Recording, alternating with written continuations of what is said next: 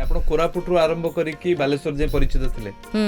ଆପଣଙ୍କୁ କିଏ କହିଛି ଆପଣ କୋରାପୁଟରୁ ବାଲେଶ୍ୱର ସମ୍ବଲପୁର ପୁରୀ ଯାଏ ସବୁଠି ଥାନ୍ତି ଗୋଟେ ଶବ୍ଦଟେ ଭାରି ସେ ସମୟରେ ଚାଲିଥାଏ ସେ ହଉଛି ଧନମାଳି ମାନେ ମା ମାନେ ନିଜ ପୁଅ କହୁଥାନ୍ତି ଆରେ ଧନମାଳିଟାରେ ଆରେ ଶୁଣିଯାରେ କଥା ମାନେ କାହିଁକି କହୁଥାନ୍ତି ସେ ସମୟରେ ନୂଆ ନୂଆ ଆପଣଙ୍କର ଗୀତଟି ଆସିଥାଏ ସେ ଗୀତଟାକୁ ସେ ଗୀତଟା ବି ଭିଡିଓ ବି ରେକର୍ଡ ହେଇଥିଲା ତାକୁ ଲିପସିଂ ଦେଇଥିଲି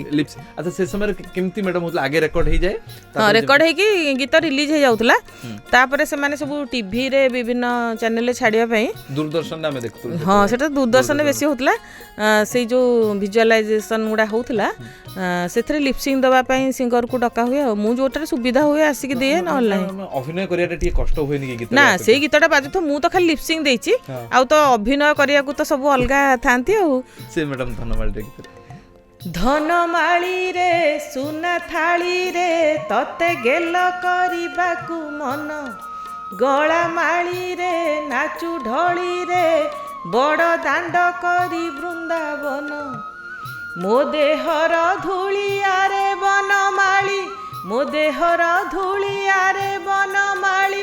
କଳା ମଣି କଳା ଧନରେ ଝୁରେ ତତେ ରାତି ଦିନ ଧନମାଳିରେ ସୁନା ଥାଳିରେ ତତେ ଗେଲ କରିବାକୁ ମନ